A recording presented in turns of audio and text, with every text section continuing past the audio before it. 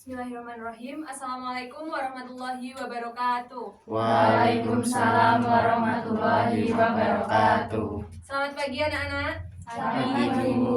Bagaimana kabarnya hari ini? Alhamdulillah. Alhamdulillah.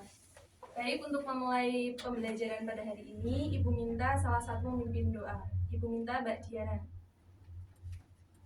Sebelum memulai pembelajaran pada pagi hari ini, berdoa menurut kepercayaan masing-masing. Berdoa dimulai. Doa selesai. Baik, terima kasih kepada Mbak Diana. Nah, Ibu akan melanjutkan dengan mempresentasi terlebih dahulu. Kepada anak-anak, tolong lihat samping kanan, samping kiri. Apakah ada temannya yang tidak hadir hari ini? Semua. Maaf dari banyak. Ya, silahkan.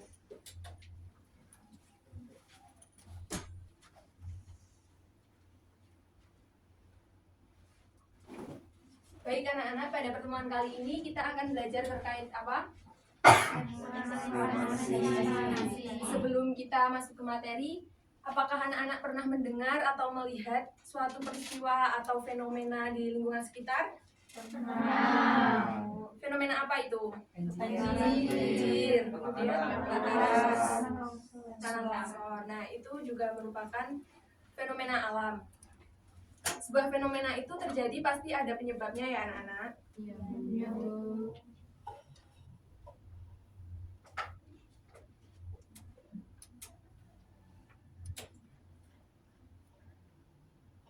Nah, tujuan pembelajaran kita pada pertemuan kali ini yaitu peserta didik atau kalian mampu memahami dan menganalisis teks eksplanasi dengan baik. Sebelum kita masuk ke materi, Ibu akan mengajak kalian untuk bernyanyi bersama. Anak-anak bisa berdiri ya anak-anak.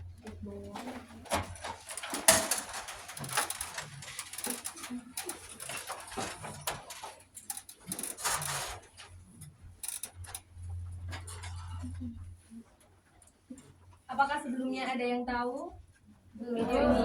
Belum.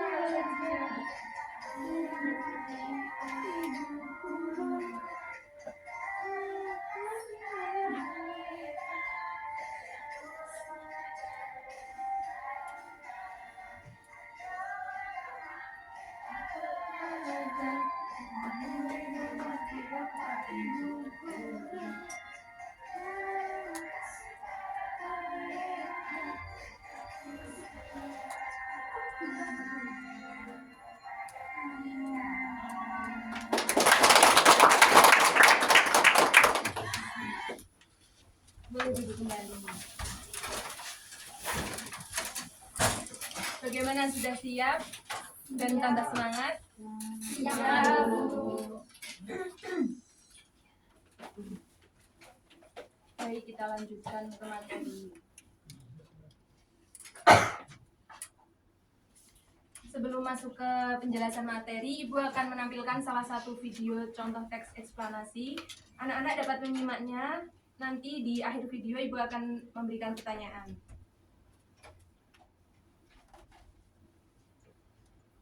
Sahabat aku, kenapa ya di negara kita sering terjadi banjir?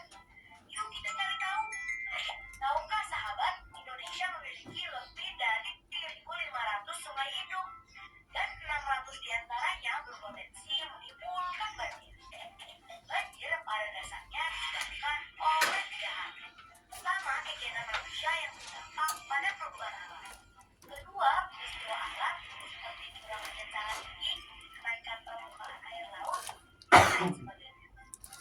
Ketiga, degradasi lingkungan seperti hilangnya tumbuhan penutup tanah, pendangkalan sungai, penyempitan alur sungai, dan sebagainya.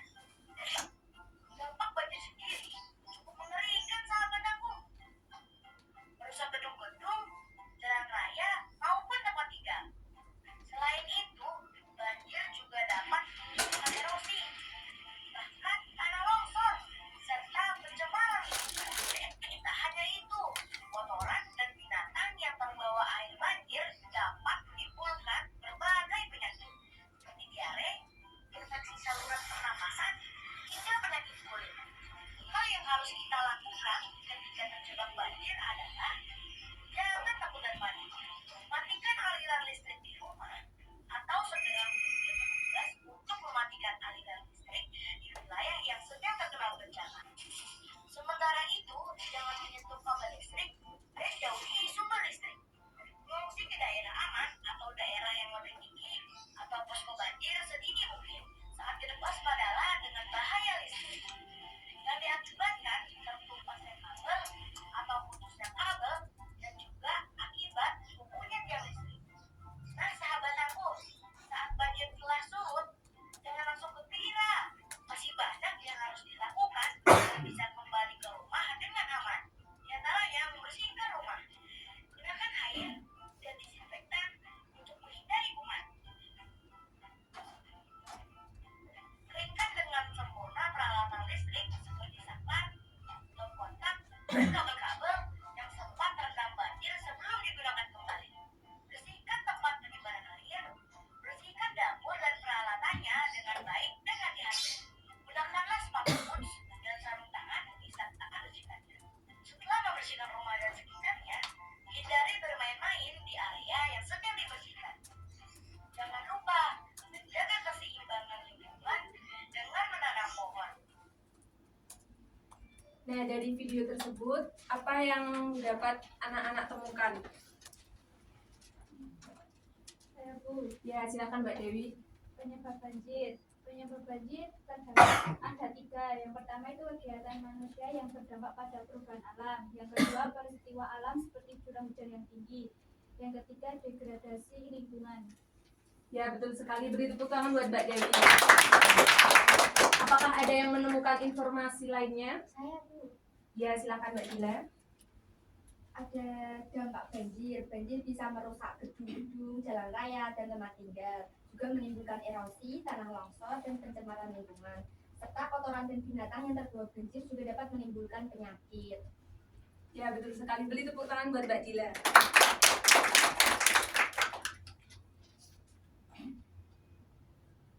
Nah, ini hasil analisis atau hasil temuan dari teman kalian Mbak Dewi dan Mbak Dila tadi, yaitu terdapat penyebab banjir dan dampak banjir.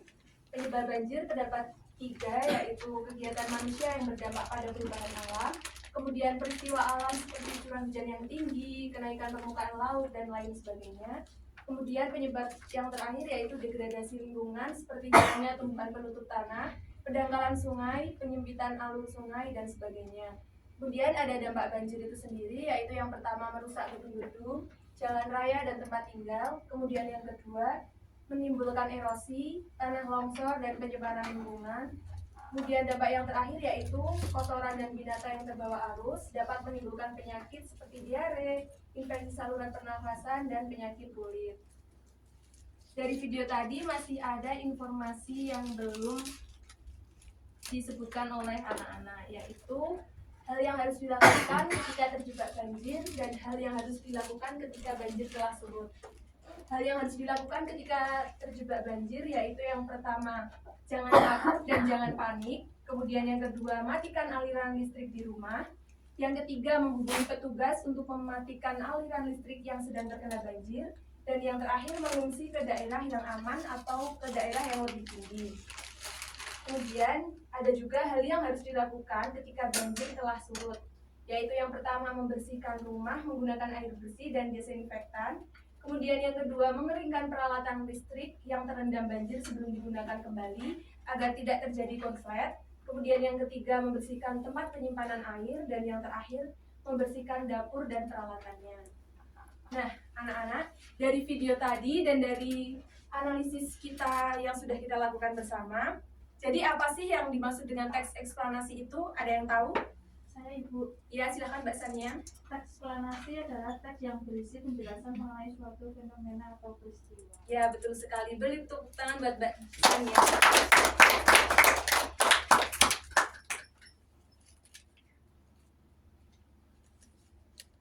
Nah, yang disampaikan oleh Mbak Sania tadi betul ya anak-anak. Jadi teks eksplanasi adalah teks yang berisi penjelasan mengenai suatu fenomena atau peristiwa, baik fenomena alam maupun fenomena sosial yang terjadi dalam kehidupan sehari-hari. Kemudian, apa sih tujuan teks eksplanasi itu? Teks eksplanasi bertujuan untuk menjelaskan secara jelas mengenai proses yang terjadi pada suatu fenomena. Teks ini juga memberikan alasan penyebab peristiwa itu terjadi dengan menggunakan bahasa yang sederhana dan mudah dimengerti oleh pembacanya. Kemudian dalam teks eksplanasi itu terdapat juga struktur teksnya. Ada berapa anak-anak? 3. Apa saja? Pernyataan umum, urutan sebab akibat, interpretasi. Ya, ada 3. Yang pertama, pernyataan umum. Nah, pada bagian ini itu menjelaskan tentang gambaran umum fenomena atau peristiwa alam yang akan dibahas. Poinnya bisa mengangkat tentang proses bagaimana fenomena alam tersebut bisa terjadi. Kemudian yang kedua, urutan sebab akibat. Nah, pada bagian ini dijelaskan tentang penyebab dan akibat yang ditimbulkan dari fenomena tersebut. Dan struktur yang terakhir yaitu interpretasi. Nah, interpretasi dalam teks eksplanasi dapat dikatakan sebagai ulasan atau penarikan kesimpulan. Sampai sini apakah ada yang ingin ditanyakan? Apakah bisa dipahami? Bisa. Baik, jika bisa dipahami dan tidak ada yang ingin ditanyakan, sekarang kita berdiskusi kelompok. Ibu minta kalian membentuk kelompok menjadi 5 kelompok yang setiap kelompoknya terdiri dari 4 orang anak. Bisa berhitung dari Mas Arif. 1, 2, 1, 2, 3, 4, 5, 1, 2, 3, 1, 2, 3. 4. Baik, kelompok 1 sini, kelompok 2, 3, 4, pojok sendiri 5. Bisa bergabung dengan kelompoknya ya anak-anak.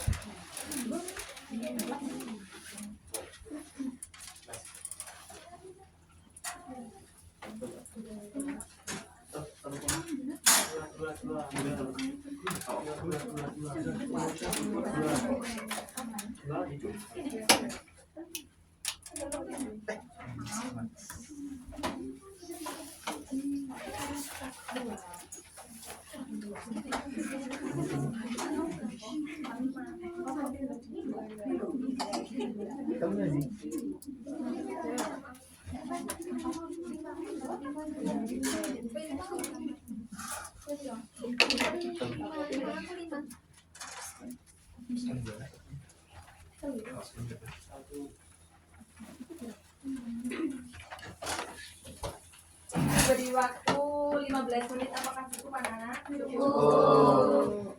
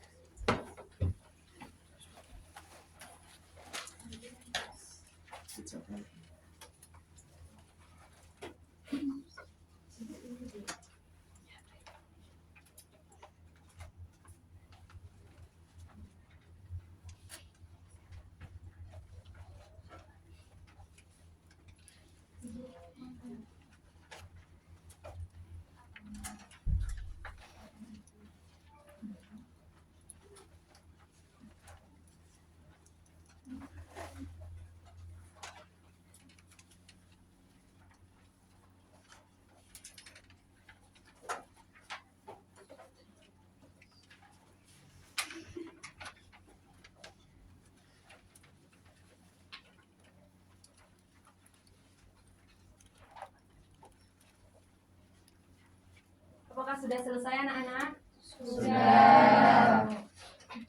Baik, jika sudah Ibu akan mengajak salah satu kelompok untuk mempresentasikan hasilnya ke depan. Ibu minta kelompok 2.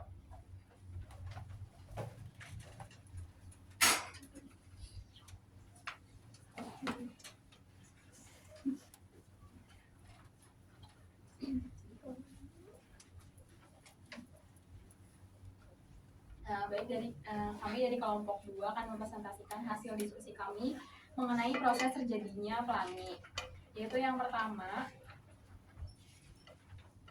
apa yang dimaksud dengan peristiwa optik dan meteorologi yang terjadi pada pelangi dan bagaimana keduanya saling berhubungan dalam pembentukan pelangi.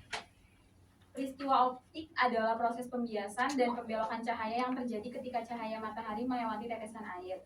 Sementara itu, peristiwa meteorologi adalah kondisi cuaca yang mendukung terbentuknya pelangi seperti adanya hujan ringan dan sinar matahari. Kedua hal ini saling berhubungan karena cahaya matahari yang dibelokkan oleh tetesan air dalam atmosfer menyebabkan pembentukan pelangi.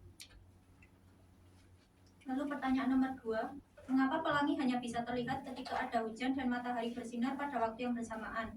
Jawabannya, pelangi terbentuk ketika sinar matahari melewati tetesan air di atmosfer, yang biasanya terjadi setelah hujan. Sinar matahari yang bersinar dari sisi yang berlawanan dengan pengamat akan membias dan membelokkan cahaya melalui tetesan air sehingga menghasilkan pelangi. Oleh karena itu, pelangi hanya terlihat saat hujan disertai matahari. Pertanyaan ketiga, apa yang terjadi pada cahaya matahari saat melewati tetesan air dan mengapa warna-warna pelangi bisa berpisah? Ketika cahaya matahari melewati tetesan air, cahaya tersebut mengalami pembiasan atau pembelokan. Proses ini menyebabkan cahaya terurai menjadi berbagai warna, karena setiap warna memiliki panjang gelombang yang berbeda dan dibelokkan pada sudut yang berbeda pula. Hal inilah yang menyebabkan warna-warna pelangi terpisah. Pertanyaan keempat, bagaimana peran pembelokan cahaya dalam proses pembentukan pelangi dan mengapa warna-warna pelangi terbentuk dalam urutan tertentu?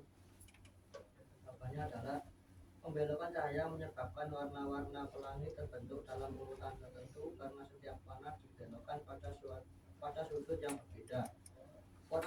Warna dengan panjang gelombang lebih pendek seperti ungu dibelokkan pertama kali, sedangkan warna dengan panjang gelombang lebih panjang seperti merah dibelokkan terakhir. Proses ini mengakibatkan warna-warna pelangi terpisah dan tersusun dalam urutan yang terlihat oleh pengamat. Sudah. Apakah jawaban kelompok lain sama dengan kelompok yang ada di depan? Sama, Ibu. Baik, beri tepuk tangan untuk kelompok depan. Sebelum mengakhiri pembelajaran pada hari ini, anak-anak dapat kembali ke tempat duduknya masing-masing.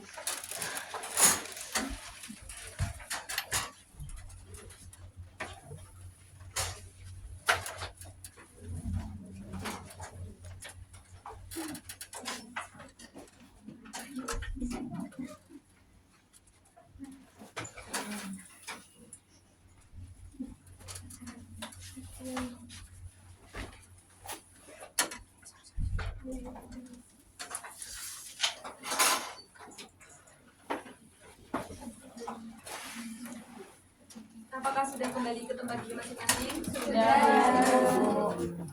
Nah, tadi kan kita sudah belajar dari awal pembelajaran sampai akhirnya kita berdiskusi kelompok. Adakah dari anak-anak yang dapat menyimpulkan terkait pembelajaran kita pada pagi hari ini? Ya, silakan Mbak Diana. Teks eksplanasi merupakan teks yang berisi penjelasan mengenai suatu fenomena atau peristiwa alam maupun sosial. Kemudian tujuannya yaitu memberikan pemahaman kepada pembaca mengenai proses dan penyebab terjadinya suatu peristiwa. Dan struktur teks eksplanasi dibagi menjadi ada 3, yaitu pernyataan umum, urutan sebab akibat, dan interpretasi. Ya, betul sekali. Beri tepuk tangan untuk Mbak Diana. Nah, yang disampaikan Mbak Diana tadi betul ya anak-anak. Jadi, teks eksplanasi merupakan jenis teks yang menjelaskan suatu fenomena alam atau sosial yang terjadi dalam kehidupan sehari-hari. Tujuannya adalah untuk memberikan pemahaman kepada pembaca mengenai proses dan penyebab terjadinya suatu peristiwa secara logis dan mudah dimengerti. Struktur teks eksplanasi terdiri atas 3 bagian utama, yaitu yang pertama, pernyataan umum yang berisi pengenalan fenomena, kemudian yang kedua, urutan sebab akibat yang menguraikan proses terjadinya dan dampaknya, serta yang terakhir, interpretasi sebagai bagian penutup berupa tanggapan atau kesimpulan dari fenomena yang dibahas. Nah, anak-anak, dari pembelajaran kita hari ini, bagaimana? Apakah menyenangkan? Menyenangkan. Apakah seru? Seru. Baik, harapan anak-anak untuk pembelajaran kita minggu depan.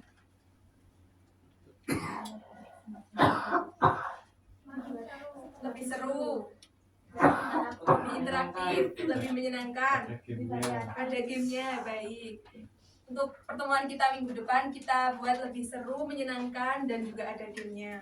Nah, untuk pertemuan minggu depan, kita akan masuk ke materi mencermati teks eksplanasi dalam pidato. Maka dari itu, Ibu minta anak-anak untuk belajar di rumah terkait materi tersebut ya.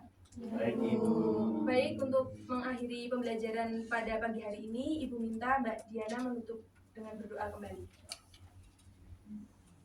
Sebelum menutup pembelajaran pada hari ini, berdoa menurut kepercayaan masing-masing. Berdoa mulai. Berdoa selesai. Terima kasih Mbak Diana. Nah, baik anak-anak, terima kasih atas perhatiannya. Sampai berjumpa minggu depan. Ibu akhiri, wabillahi taufiq wal hidayah. Wassalamualaikum warahmatullahi wabarakatuh. Waalaikumsalam warahmatullahi wabarakatuh. Terima kasih, Bu.